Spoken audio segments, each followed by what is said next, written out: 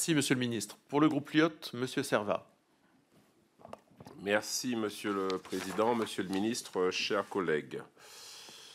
90%, c'est la part d'entre nous, Monsieur le Ministre, Guadeloupe et Martiniquais, qui vivons avec ce poison dans le sang et nous n'en détenons pas l'antidote. Nous battons d'ailleurs le triste record au monde des territoires les plus touchés par le cancer de la prostate.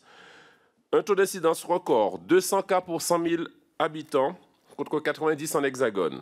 Un taux de mortalité du cancer particulièrement haut lui aussi, 23 décès pour 100 000 habitants, contre 9 à l'échelle nationale. Mais le cancer de la prostate ne doit pas éclipser les autres cancers en forte recrudescence sur nos territoires.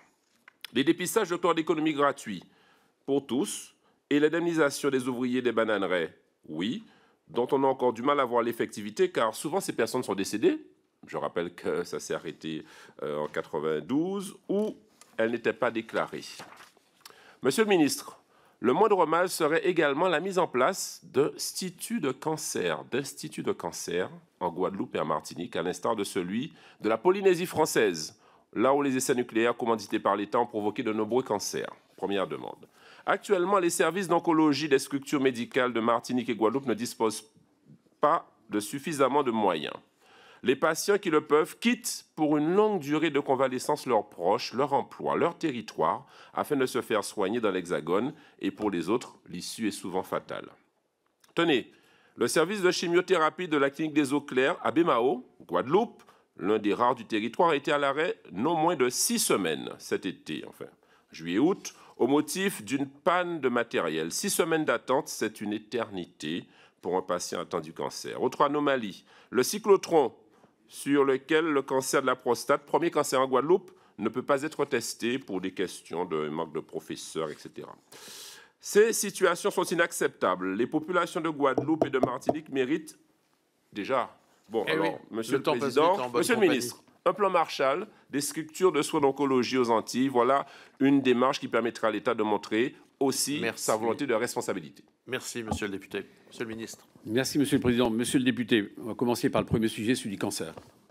Vous savez que c'est une mesure du SIOM. Il est absolument inacceptable, et je le dis avec beaucoup de force, que dans les territoires ultramarins, les cancers soient pris en charge 2 à 3 fois plus lentement que dans l'Hexagone, et avec un taux de mortalité extraordinairement important. C'est une mesure, et on va même accélérer, puisque vous verrez qu'il y aura quelques crédits complémentaires à l'issue du débat budgétaire. Il va y avoir donc, en liaison très étroite avec Aurélien Rousseau, avec Agnès Firmin-Lebaudot et votre serviteur, dans quelques jours, je crois que c'est tout début décembre, un groupe contact qui va être mis en place de manière à ce qu'on trouve les méthodologies pour la prise en charge plus rapide, pour que les protocoles soient opérationnels naturellement dans les territoires ultramarins, que si jamais il y a des cas très particuliers qu'il faille une prise en charge hexagonale, voire interrégionale, s'il peut y avoir même des accords avec les territoires environnants.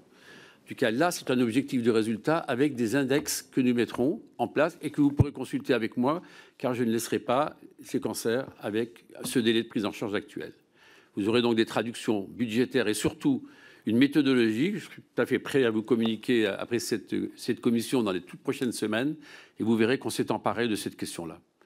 C'est une question d'égalité indispensable et une question même de survie pour un certain nombre des patients et nous serons au rendez-vous, je vous le confirme.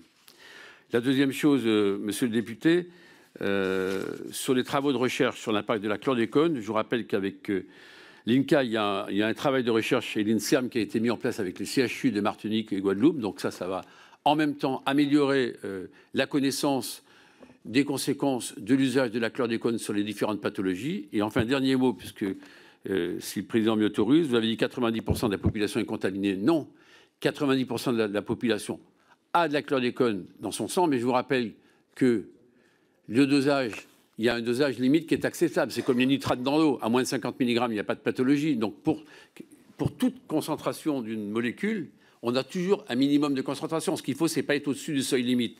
Donc, je vous rappelle simplement qu'il y a 80% de la population pour lesquelles nous sommes en dessous du seuil limite. Je ne vais pas être plus long, Monsieur le Président, mais c'est important de faire cet amendement de précision. Merci beaucoup, Monsieur le député. Merci, Monsieur le Ministre. Pour le groupe Renaissance.